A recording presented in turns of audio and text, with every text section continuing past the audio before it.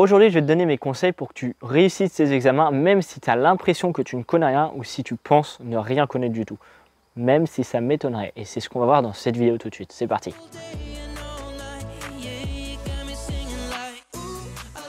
Salut à toi, c'est Oslo Avance et aujourd'hui on parle du fameux trou de mémoire. Il y a un problème quand je révise, c'est que mon âge mental il redescend. Et le problème c'est que déjà de base, naturellement mon âge mental il a 14 ans. Du coup en ce moment j'ai besoin d'une couche culotte, tu vois.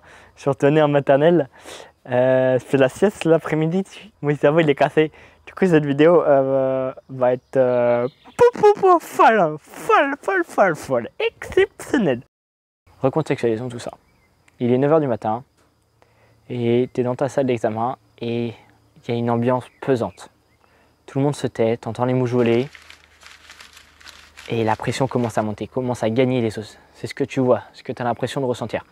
Mais toi ça va, tu es calme, tu es posé, voire même tu es heureux. Pourquoi? Parce que tu as vu ma dernière vidéo. Et tu l'as pas vu venir celle-là. Et ouais, tu peux aller la voir. Je te la mets là. Voilà, pour te préparer tranquillement avant tes partiels. Le sujet était distribué et l'enseignant continue de distribuer une par une les autres copies à l'envers, bien évidemment, histoire d'équité. Il distribue la copie à la dernière personne et là il retourne au tableau. Il écrit sur le tableau blanc 9h03. Ça y est, c'est l'heure. Tu peux commencer. Tu prends ta copie, tu la retournes, tu lis l'énoncé et là, gros block-out. Tu comprends la consigne, mais tu te souviens plus de rien. Le stress commence à monter, tu sais pas quoi faire. Et là, moi, je suis là. J'arrive, petit prince, je t'amène et on va voir comment on gère ce problème. Bon, on va arrêter le montage là parce que demain, j'ai mes partiels et je suis en train de monter des vidéos. Je pense que ce n'est pas très sérieux. C'est important de t'aider à surmonter au maximum ces difficultés. Première étape, bah, c'est pas grave. Tu as un block-out, tu te souviens plus de rien. Tant pis. On souffle un coup. Ça arrive à tout le monde, ça peut t'arriver, ça m'est déjà arrivé. Mais aujourd'hui, on va trouver les moyens pour contrer ce problème qui touche quand même pas mal d'étudiants. Donc, première chose que tu dois faire, c'est absolument te calmer. Pour ça, très simple, je te conseille de respirer. Tu as plein d'exercices, mais moi, ce que je te conseille, c'est ma petite technique de ma grand-mère. Merci, mamie. Toujours, très important. J'ai dit dans la dernière vidéo, mais cette consigne, c'est tout simplement d'inspirer pendant 2 secondes, tu bloques pendant 4 secondes, pardon, et tu expires pendant 6 secondes.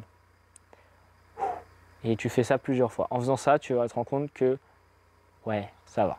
Tu vas descendre ton rythme cardiaque et tout simplement, bah, tu vas te remettre dans ta bulle, tu vas te calmer. Ça, c'est la première étape. Deuxièmement, tu prends ton crayon, tu prends ta feuille de brouillon et tu commences à écrire ça. Non, pas ça. Alors ça, tu peux l'écrire aussi parce que c'est une feuille de brouillon et que tu peux faire ce que tu veux. Et bah, tant mieux si tu es bien défoulé. On va passer peut-être à la véritable deuxième étape, donc d'écrire plutôt le nom de la matière. Si tu connais vraiment plus rien, si tu as l'impression de plus rien connaître, tu as un gros trou de mémoire, tu notes juste le nom de la matière. Par contre, si tu ne comprends pas la question, d'accord, là tu peux écrire la question. Okay, et tu vas faire les mêmes étapes que moi, mais en partant plutôt de la question. Alors moi, je vais me concentrer juste sur la matière parce que j'ai pas le temps. Je te rappelle que demain, je suis en partiel. Donc, tu écris en gros au milieu de ta feuille le nom de ta matière. Et là, c'est simple. Tu vas faire une carte mentale, d'accord? Tu vas noter toutes les informations que cette matière te rappelle. Que ça soit des notions du cours, le mieux, hein, c'est ce qu'on va chercher, d'accord? Les définitions, tout ça. Mais même si il n'y a rien du tout qui vient en tête, tu vas chercher les moments du cours que tu as fait avec tes potes, d'accord? Donc des blagues débiles que tu as faites ou qu'on t'a faites, des anecdotes que le prof a racontées, tout petit détail qui est en lien d'une façon ou d'une autre avec ce cours. De ces informations, une fois que tu as trouvé plusieurs informations, tu reprends ces informations et tu vas chercher d'autres informations, okay, qui sont en lien avec celles-ci. Toujours, on va essayer d'être en lien quand même avec la matière. Et tu vas faire ça plusieurs fois. Et au bout d'un moment, tu vas te rendre compte qu'en fait, tu vas retomber sur les notions clés de ton cours. Ton trou de mémoire va laisser place à tes souvenirs qui vont revenir au fur et à mesure.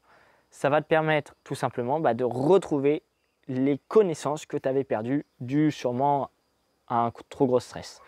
Donc c'est simple, en faisant ça, au fur et à mesure, tu vas ramener tes connaissances et tu vas en fait te rendre compte que si tu connais des choses, tu es capable de réussir l'examen. Alors, je ne dis pas forcément que tu auras 14, ok, ou 16. Mais tu peux avoir 10, tu peux même avoir 8, d'accord, qui ne sont pas des notes catastrophiques et qui se compensent facilement avec d'autres matières. Il n'y a pas de souci à avoir là-dessus, il ne faut pas non plus trop stresser. C'est pas, t'as pas le couteau sous la gorge et si tu loupes l'examen, t'es couilles. Et ta vie, elle est foutue. Non, non, pas du tout. C'est au pire, tu iras au rattrapage et si vraiment, même au rattrapage, ça va pas, tu redoubleras et c'est pas un drame de redoubler. Au contraire, ça te permettra de reconsolider les bases et c'est ultra important. Franchement, moi, si je pouvais redoubler toutes les ans, je pense que je le ferais. Ça serait trop bien. Mais bon, j'ai pas le temps. Et j'avoue que de redoubler et de faire des vidéos sur les conseils pour réviser, je me sentirais pas du tout légitime. Le syndrome de l'imposteur, il serait bien présent, je pense.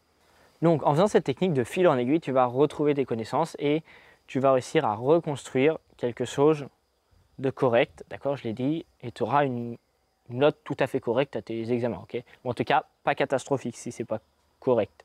Je ne sais pas où ta notion de correct.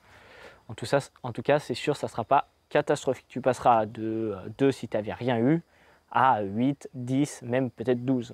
Donc en vrai, c'est totalement rentable. Cette technique, elle est bien parce qu'elle permet en 5-10 minutes de réussir à trouver les informations. Et alors d'accord, sur une heure, tu perds 1/6 du temps pour rédiger, mais au moins, tu auras quelque chose à mettre dans ta copie. Alors que sinon, tu n'avais rien du tout à mettre dans ta copie. Cette vidéo touche à sa fin déjà, elle aura été courte, mais je pense intense. J'espère qu'elle t'a plu.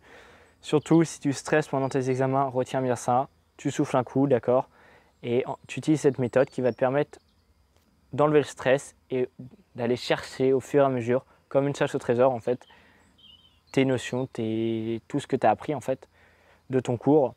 Et ça va te permettre de rattraper ce qui aurait pu en fait sembler très très mal parti.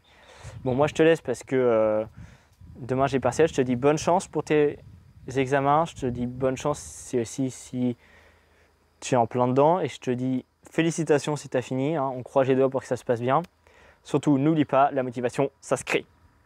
Tout va pas changer, enfin, sauf si tu le fais. J'ai réussi à placer 2 fils en aiguille dans une vidéo et broderie dans une autre la dernière fois. Donc le sujet de la couture, je le maîtrise, il n'y a pas de souci. Par contre, tout ce qui est en lien avec mes cours de STAPS, genre je fais pas de référence. Genre c'est un problème.